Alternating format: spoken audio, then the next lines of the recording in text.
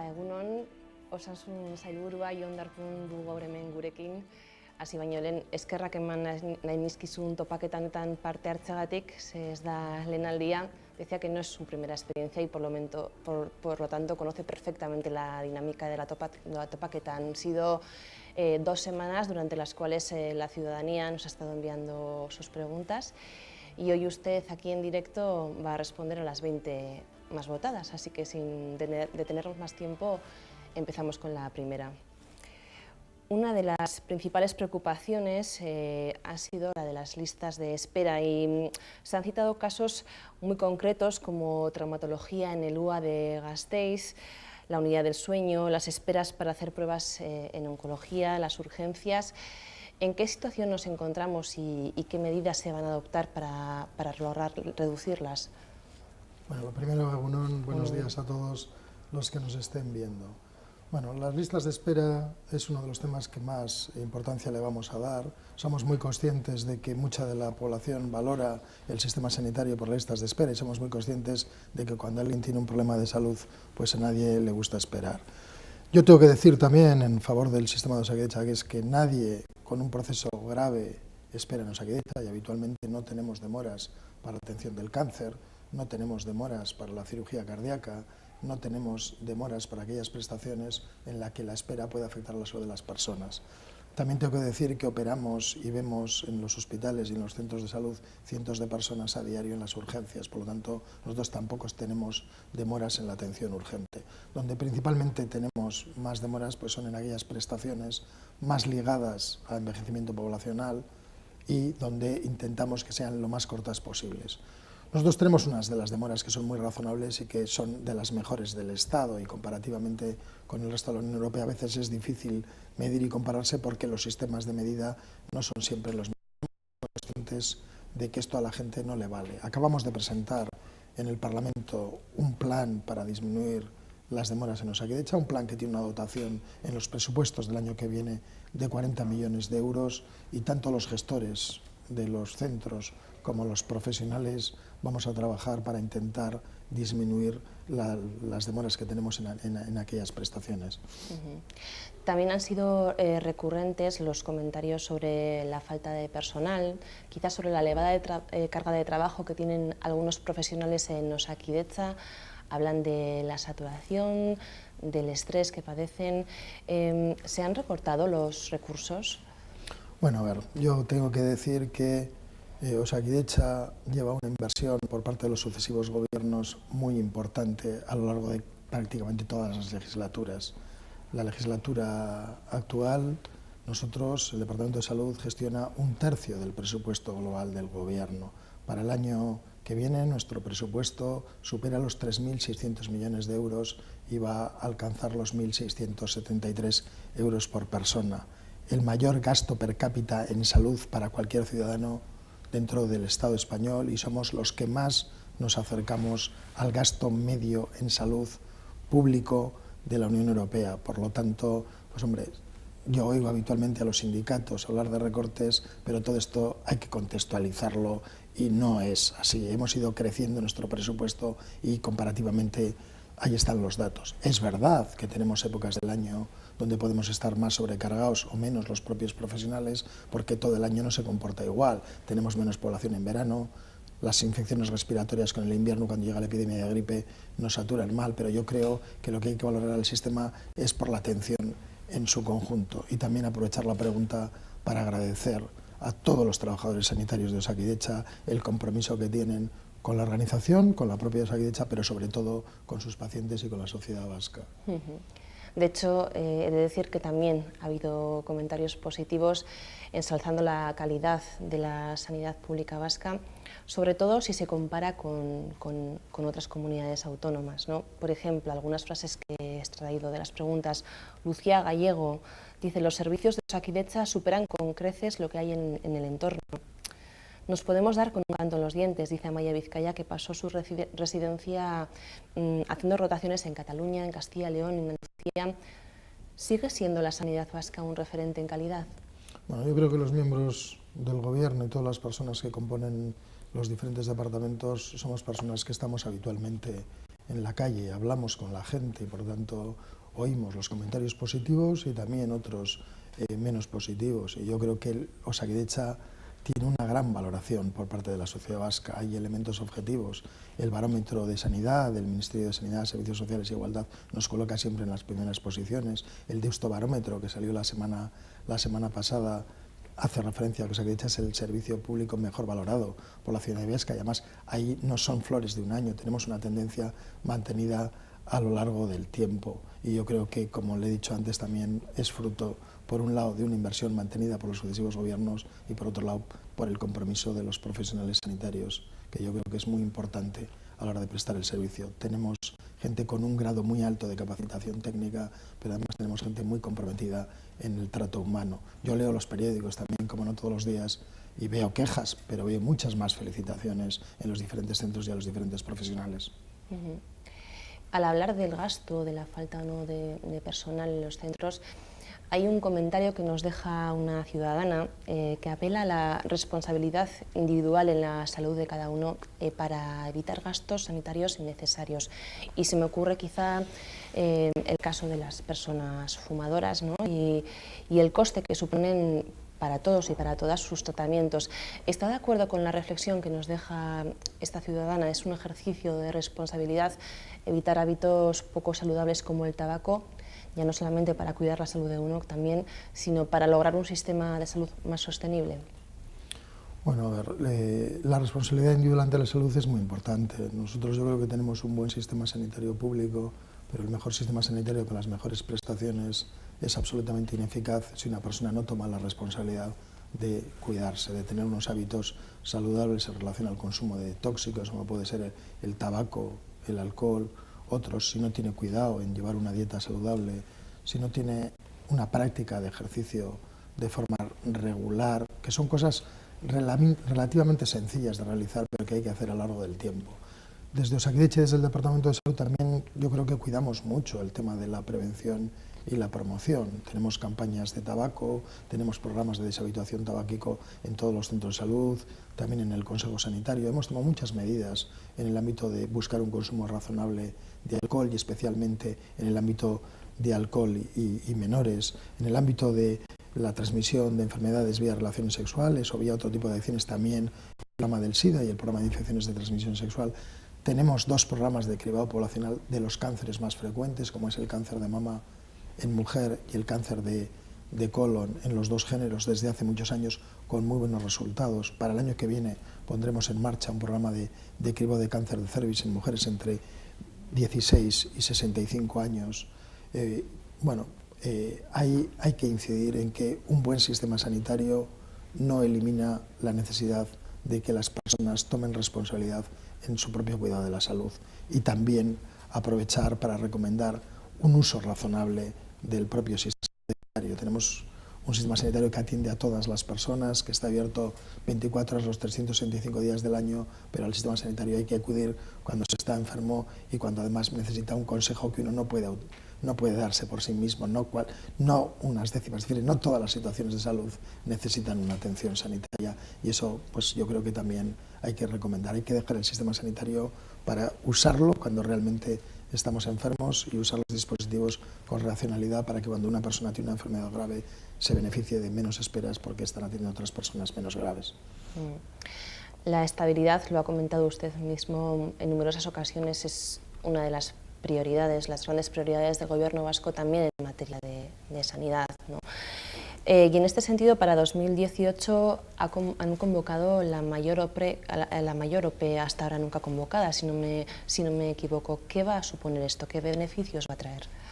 Bueno, en el programa de gobierno que tenemos compartido entre el Partido Nacionalista Vasco y el Partido Socialista de Euskadi, y que lidera el Lehendakari Urkullu, uno de los principales compromisos es el de estabilidad de empleo. En ese aspecto yo creo que estamos todos los departamentos trabajando cada uno en su ámbito. Desde el punto de vista del sistema sanitario público, desde el punto de vista de Osakidetza, el tener una estabilidad de empleo y una calidad en el empleo dentro de la administración pública es una de las prioridades. El año pasado se amplió la plantilla de Osakidetza en 700 plazas. Esto se dice muy fácil, pero muy pocas empresas en Euskadi tienen 700 trabajadores y ninguna, salvo Osakidetza, ha ampliado en los tiempos que corren la plantilla en 700 nuevos puestos de trabajo. Tenemos en marcha una OPE que en enero esperamos cerrar y que las personas que han sacado plaza se incorporen a sus correspondientes puestos nuevos de trabajo con 1.014 plazas. El año que viene iniciaremos también la OPE 2017, que va a tener 3.335 plazas, que es un número muy importante, es más del 10% de todas las personas que trabajan en Osakidetza, y esperamos poder celebrar los exámenes antes del próximo verano. Tenemos el compromiso de tener OPEs periódicas de forma bienal y, por lo tanto, en el año 2019 el Gobierno en Osakidetza volverá a convocar una nueva oferta pública de empleo con las vacantes que se hayan producido hasta esa fecha, y estamos inmersos ahora también en un concurso de traslados con 3.005 plazas para que los trabajadores de Osakidetza de cualquier categoría, o bien por razones de interés profesional o bien por razones de domicilio, puedan acercar su puesto de trabajo, si es que así lo quieren, a su lugar de domicilio. Medidas, yo creo que muy importantes y que hay que poner en valor. Han preguntado también, refiriéndose a las oposiciones, dado que en la convocatoria del año 2014-2015 pues se quedaron plazas sin adjudicar, dicen que le preguntan si no podrían pasar las plazas sobrantes de promoción interna a turno libre en lugar de que vuelvan a salir convocadas.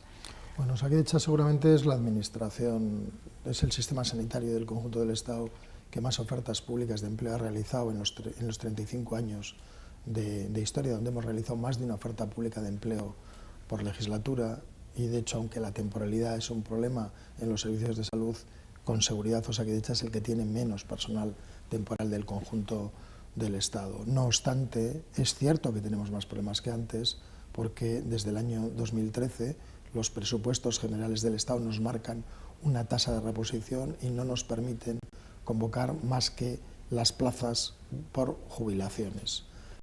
Habitualmente, cada vez que hacíamos una oferta pública de empleo, hacíamos unas plazas de promoción interna y unas plazas del turno libre. Las del turno libre se cubren habitualmente al 100% y las de promoción interna, si no se cubrían al 100%, las vacantes pasaban al turno libre.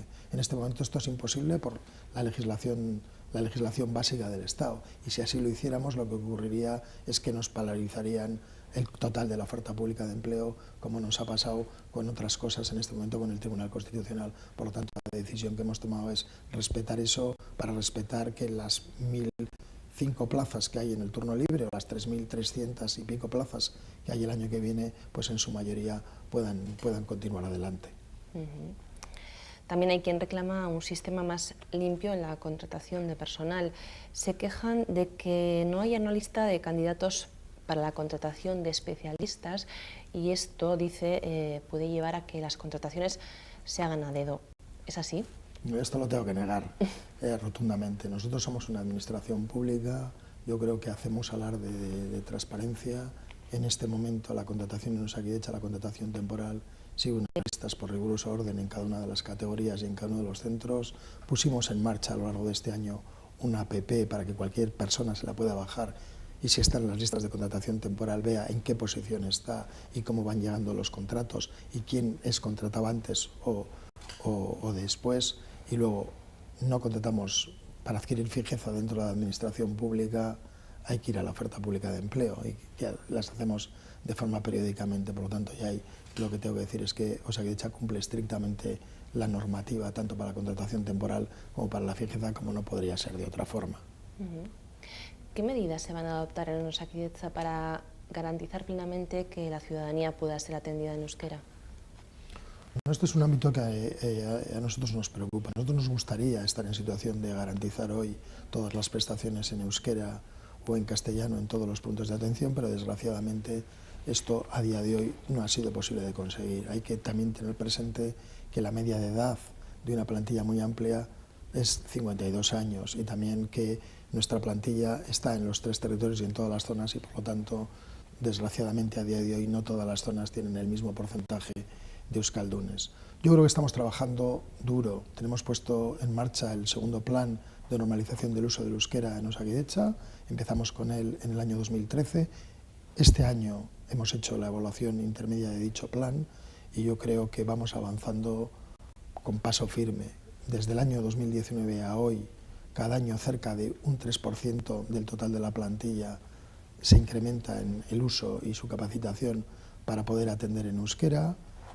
Tenemos ya también identificados en casi todos los centros los profesionales que pueden atender en euskera para que la población los identifique con mayor facilidad y se pueda dirigir a ellos en euskera. Y también hemos puesto en marcha un aplicativo para que en la historia clínica figure qué personas quieren ser atendidas en euskera y así los profesionales directamente cuando tienen una persona delante también saben cuál es su idioma de preferencia para poder adecuarnos. No obstante, tenemos muy claro que el objetivo es en un futuro próximo garantizar que en todos los puntos de atención, para cualquier prestación y a cualquier hora, somos capaces de atender en euskera y en castellano y esperamos que en un escenario próximo y razonable en el tiempo lo podamos conseguir. El atender a la gente en su lengua materna, además de un derecho lingüístico, sobre todo para nosotros es una mejora en la prestación. La relación entre el profesional sanitario y el paciente cuando es en el idioma de preferencia o cuando es en el idioma materno genera confianza y mejora el conjunto de la asistencia sanitaria y para nosotros es una prioridad. Bueno, vamos avanzando, Sailburu, en la topaqueta. Hay que recordar que hemos recibido en torno a las 250 preguntas en esta iniciativa. Entre las 20 más votadas está esta que le voy a formular. La dice Roberto Martínez, que es el marido de una enferma diagnosticada de sensibilidad química múltiple y bueno, pues él comenta que tiene verdaderos problemas para acceder a los centros de salud o hospitales por algunos productos que utilizan, ¿no?, de limpieza, pues como la lejía, el suavizante. También hace referencia al wifi del móvil. ¿Qué se puede hacer para mejorar su acceso a estos centros? Bueno, lo primero, decirle a quien haya hecho la pregunta que nos hacemos cargo del problema que tiene porque es un problema importante. El síndrome de hipersensibilidad química es un síndrome de reciente descripción y genera un problema, pues como le digo, no menor. Ahora, también es cierto que no es un problema estrictamente del sistema sanitario. Desgraciadamente a esta persona le pasará esto cuando va a un centro sanitario, pero le pasará cuando va a una tienda, cuando le va al comercio, cuando va a una cafetería o cuando va a una panadería, en función de cuáles sean los productos con los que se limpian o en función de que la sociedad cada vez avanza más en las redes wifi, por lo tanto tenemos redes wifi por todos los lados.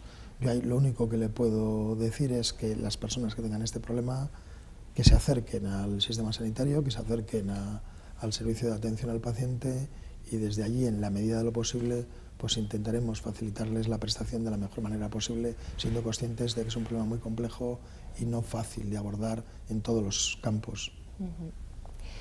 El Eman Eskua le interpela sobre el síndrome de fatiga crónica y sobre la fibromialgia, que recuerda está reconocido por el Ministerio de Sanidad y cita también otros gobiernos europeos como una enfermedad real, grave e incapacitante, y dice que se están adoptando ciertas medidas en estos sitios. ¿Aquí en Euskadi hay alguna decisión adoptada al respecto?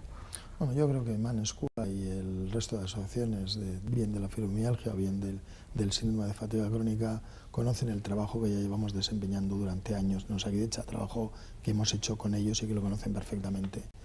Hemos dado una amplia formación a médicos de familia a lo largo del tiempo, porque estos son también síndromes de reciente descripción y por lo tanto no todo el mundo los conoce en la misma medida.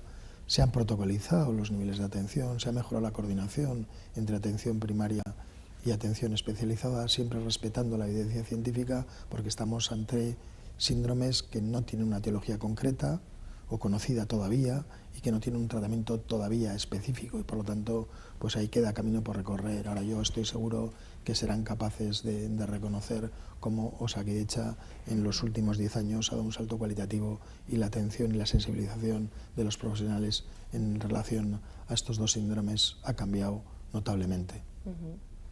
Le voy a hacer dos preguntas más sobre casos más concretos. En este caso tiene que ver ambos con el área de ginecología.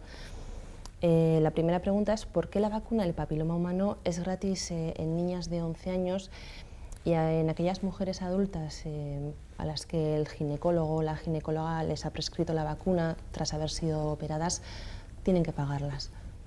Bueno, a ver, nosotros yo creo que tenemos un calendario vacunal infantil y del adulto amplio, moderno y con una gran cobertura. El calendario vacunal infantil y el calendario vacunal del adulto no lo instalamos ni los políticos ni los gestores. En Euskadi desde hace muchos años tenemos un comité asesor de vacunación que está compuesto por profesionales de diferentes áreas del conocimiento, profesionales independientes y expertos en la materia, y ellos son los que definen qué vacunas se ponen, en qué momento se ponen y cómo enlazan las diferentes vacunas en el calendario vacunal. Así se determinó la introducción de la vacuna del papilomavirus en niñas entre 12 y 14 años, que posteriormente también bajamos un poco la edad y la ponemos habitualmente en los centros educativos, y ellos son los que determinaron que hoy en día no hay suficientes evidencias científicas para realizar una cobertura vacunal en mujeres adultas al conjunto de la población. Por lo tanto, la vacuna del papiloma en niñas, nuestra cobertura es para todas aquellas que viven en Euskadi, y la vacuna del papiloma en mujeres adultas está fuera de las prestaciones del calendario de Osakidetza. Mujeres afectadas por el método anticonceptivo Essure reclaman más información sobre los efectos secundarios y también un protocolo de puesta y retirada del anticonceptivo en los hospitales. ¿Qué tiene que comentar sobre este asunto? Esta es una pregunta muy específica. Quizás deberíamos empezar por explicar que Essure es un dispositivo que se utiliza para anticoncepción de forma definitiva. Se comercializó en Estados Unidos y posteriormente se comercializó también en el resto del mundo, y con el paso del tiempo pues se ha ido viendo después de la implantación que generaba problemas no en todas las mujeres, pero sí en un grupo de ellas. En agosto de este año, la Agencia Española de Medicamento y Producto Sanitario decidió suspender la comercialización temporalmente de Essure en España, en atención al estudio de los problemas que estaba generando, y ahora mismo no se está usando el dispositivo. También tengo que decir que el dispositivo siempre se ha usado bajo prescripción médica, por lo tanto, en todas aquellas mujeres en que se haya implantado ha sido después de una indicación por parte de un ginecólogo o ginecóloga, y probablemente en los métodos anticonceptivos también la participación en la decisión de la mujer es también importante. Desgraciadamente esto a veces pasa, o sea, se comercializan fármacos o se comercializan dispositivos sanitarios y el grado de seguridad antes de uso humano es muy alto, pero esto no evita que periódicamente con alguno de los productos que se comercializa pues haya que retirarlo, como parece que es el caso. Ahora mismo cualquier mujer que tenga un Essure implantado lo que tiene que hacer es acudir al servicio de ginecología de referencia, sea este el que lo ha implantado o no, y en todos ellos sabrán perfectamente, primero, valorar si los problemas o la sintomatología que pueda tener la mujer son debidas al dispositivo, y tendrá el protocolo para poder retirarlo. El aumento, creo que lo comentaba antes, habla del aumento de la esperanza de vida, del envejecimiento de la población, que es un hecho. Ante este escenario, ¿no se plantean abrir un espacio en la sanidad pública a la geriatría? Bueno, vamos a ver, esto también es una pregunta que nos surge a veces. A ver, nosotros, salvo la población infantil que la atienden los pediatras, el resto de la población en atención primaria se atiende por los médicos de familia, y en los hospitales se atiende por las diferentes especialidades médicas y quirúrgicas, en función de que a cada persona cuando ingresa la atiende la especialidad que lleva la patología o la enfermedad por la que ingresa. Esto es así en Osakidetza, es así en la mayor parte de los sistemas de salud del mundo, y también en el caso de Euskadi es así en los hospitales privados, y yo creo que la atención es buena. La mayor parte de los geriatras trabajan en centros de tercera edad o centros sociosanitarios a día de hoy. Esto no quiere decir que en el futuro pues probablemente haya un encaje diferente de la geriatría, fruto del envejecimiento en el servicio de salud de Osakidetza, pero ningún país del mundo ha determinado que todas las personas, fruto de su edad, dejan de ser atendidos por los diferentes especialistas y pasan a ser atendidos solo por un geriatra. Una persona puede ser mayor, pero si tiene una diabetes, pues el médico de familia o el endocrino tiene mucha capacidad para atenderle. Puede ser mayor, pero si tiene un ictus, pues es el neurólogo el que le puede atender. Puede ser muy mayor, y si tiene una insuficiencia cardíaca, no hay que privarle de la atención por el cardiólogo. Y habitualmente en nuestros centros, cuando una persona de edad ingresa con muchas patologías, pues son los servicios de medicina interna de los diferentes hospitales los que le atienden. Y yo, que conozca, no conozco experiencias que determinen que la calidad de atención por parte de la geriatría o por parte de las otras especialidades es ni superior ni inferior. Consejero, ¿es partidario de la privatización de servicios y en qué caso considera que estaría justificado? Bueno, yo creo que casi esta pregunta se responde sola. Cualquier persona que use nuestro sistema sanitario, cualquier persona que resida en Euskadi y sea atendida por Osakidetza sabe que nosotros tenemos un sistema sanitario que atiende a toda la población, que se financia con impuestos al 100% y que la mayoría de las prestaciones se realizan dentro de Osakidetza, un sistema sanitario público donde todos los trabajadores pertenecen a la plantilla del gobierno y los centros son del gobierno. Tenemos un 7% del presupuesto dedicado a conciertos. Es un presupuesto francamente bajo comparativamente con cualquier sistema sanitario de cualquier país avanzado. ¿Y a qué dedicamos los conciertos? Pues dedicamos los conciertos a tener un hospital en Santurce, que es el hospital de San Juan de Dios, por poner un ejemplo, y usarlo. No tenemos el objetivo de que el hospital de San Juan de Dios cierre y construir otro hospital al lado solamente para que sea público. No lo vemos sensato y no es nuestro objetivo. No pretendemos cerrar el hospital de Aitamena y de Arrasate, que nos da servicios en salud mental, o no pretendemos cerrar oncológico porque pertenezca a la Fundación Kutxa. Pretendemos utilizarlo. En cualquier país del mundo está avanzando la colaboración público-privada en el ámbito de la salud, pero en cualquier otro ámbito, en el ámbito de la educación, en el ámbito de la industria, en el ámbito del transporte, en el ámbito que usted quiera. El objetivo es consolidar nuestro sistema sanitario público, pero también poder utilizar otras instalaciones que tenemos alrededor y que en casos concretos pues nos pueden ayudar. Yo creo que el decir que somos el departamento que mayor presupuesto tiene del gobierno, que tenemos 1/3 del presupuesto del gobierno y que el 93% se gasta dentro de lo que es la prestación de Osakidetza y del Departamento de Salud, pues yo creo que habla por sí solo.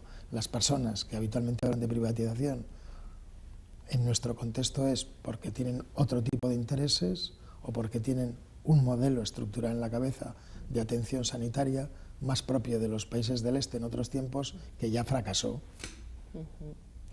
Hay gente que opina que no todos somos iguales en el acceso a la sanidad, que los políticos lo tienen más fácil a la hora de, pues, por ejemplo, de ser atendidos por un médico especialista. ¿Es así? Bueno, yo ahí negarlo rotundamente. Nosotros somos un país terriblemente solidario, somos un país terriblemente equitativo. Osakidetza abre la persiana cada día a las 8 de la mañana y intentamos atender por igual a todas las personas, por igual con independencia de su condición sexual, por igual con independencia de su condición económica, con igual con independencia de que sea hombre o mujer, con independencia de que sea un niño, de que sea un anciano, que sea una persona en situación de fragilidad. Y además intentamos atender a todas las personas. Yo creo que esto es uno de los grandes valores de nuestro sistema sanitario y nosotros intentamos cuidarlo especialmente. Pues hecha esta aclaración, Sailburu, hemos llegado al final de la entrevista. No quisiera despedirle sin antes preguntarle, dadas las fechas en las que estamos y de cara al año 2018, que estamos a punto de arrancar, ¿cuáles son los retos que afrontará el sistema público de sanidad? Bueno, yo antes de cerrar, felicitar a todas las personas por la Navidad y desear un Urte Berrión, las que nos estén oyendo, agradecer el compromiso de todos los trabajadores de Osakidetza, que desde hace muchísimos años desempeñan una gran labor. Son gente que está muy orgullosa de su profesión, son gente que está muy orgullosa de trabajar en el sistema sanitario público y habitualmente son gente muy orgullosa de la labor que desempeñan para la sociedad vasca. Para el año que viene, bueno, pues como es obvio, nuestra principal tarea es el 1 de enero a las 12 de la noche tendremos abiertos todos los servicios de urgencia hospitalarios y los servicios de urgencia de atención primaria, y el 2 de enero abriremos todas las prestaciones. Por lo tanto, es que el sistema sanitario siga trabajando con las condiciones que ahora tiene de atención a las personas, de servicio público, de servicio con equidad, de servicio con calidad de servicio. Mantener el liderazgo del sistema sanitario dentro de Euskadi y el uso y el prestigio en la sociedad vasca. Esta es la principal. Por concretar otras prestaciones, bueno, vamos a continuar con la modernización tanto tecnológica como en infraestructuras de Osakidetza, y para el año que viene el Hospital de Urduliz, que acaba de abrir las camas de hospitalización médica, completará todas sus prestaciones para atender los 197.000 habitantes de la comarca Uribe y descongestionar cruces, con lo cual mejoraremos Uribe y además mejoraremos también cruces con Enkarterri y Ezkerralde. En el último cuatrimestre del año abriremos el Hospital de Crónicos de Eibar, y será una excelente noticia para la comarca de Debabarrena y también para el Duranguesao, y es un incremento de infraestructuras y de mejora de nuestras instalaciones. Vamos a empezar la construcción en Álava del Centro de Salud de Murguía, en Vizcaya del Centro de Salud y Especialidades de Zalla y del de Retuerto, y en Guipúzcoa, en Donosti, de Aldesarra y Ayete, que últimamente se ha oído que iba a haber retrasos en Ayete. Yo espero que no los haya. Vamos a continuar con la renovación tecnológica, y en el ámbito del cáncer tenemos prevista para el año que viene un recambio de aceleradores en los 3 territorios, y también de hemodinámicas y de otro aparataje fundamentalmente radiológico. Un proyecto que para nosotros es muy importante y entrará en funcionamiento en el segundo trimestre del año es el nuevo edificio para el Instituto de Investigación Sanitaria de Biocruces. Tenemos depositadas grandes esperanzas tanto en Biocruces como en Biodonosti como en Biáraba, porque entendemos que un sistema sanitario, además de calidad en la prestación, la investigación mejora y avanza en tratamientos que sin ella no se podrían, y además la investigación en ciencias de la salud queremos que pueda encontrar un motor de desarrollo también económico y de empleo en Euskadi. Presentaremos el año que viene el plan de atención oncológica integral. El cáncer en Euskadi se ha convertido en una enfermedad crónica, pero a lo largo de su vida, con una esperanza de vida que tenemos en este momento por encima de los 83 años en los 2 géneros, pues prácticamente el 40% de las personas a lo largo de su vida pueden tener un cáncer. Por lo tanto, pues el que ahí tengamos una atención durante todo el proceso, y tanto de los problemas físicos como psicológicos en su conjunto, pues es muy importante. Tenemos previsto también, ligado al plan oncológico integral, que oncológico tenga un encaje mejor dentro del sistema sanitario de Guipúzcoa y del conjunto del sistema sanitario de Euskadi. Vamos a complementar los programas de cribado de cáncer, el actual de mama y colon, con un programa poblacional de cervix que funcionará de la misma manera que nosotros iremos citando a las mujeres entre 16 y 65 años para hacer la citología cervical y bajar nuestras tasas de cáncer de cervix. Y luego a mí también me hace especial ilusión el año que viene, el 13 de mayo, Osakidetza cumplirá 35 años, una excelente madurez, y esperamos poder celebrarlo con la sociedad, con las asociaciones de pacientes, con nuestros trabajadores y con las instituciones que han contribuido a lo que hoy en día es que Osakidetza sea un logro social. Y no quisiera olvidarme tampoco de, bueno, pues vamos a trabajar especialmente también en el ámbito de la atención primaria, donde somos conscientes que a lo largo del año a veces tienen más sobrecarga asistencial en momentos como pueda ser la gripe y demás, para intentar también ahí ir haciendo la transformación que necesita para mantener el liderazgo que la atención primaria ha tenido siempre dentro del conjunto del sistema sanitario. Mucho trabajo para el año que viene y muchos propósitos, por lo que veo. Sailburu, onaino darpon topaketa, mila esker berriro ere herritarren galderei eta zalantzei erantzutagatik, eta bueno, aurrengora arte. Eskerrik asko, y que disfrutemos el año que viene con salud y que usemos lo menos posible todos. Osakidetza. Oso ondo, eskerrik asko.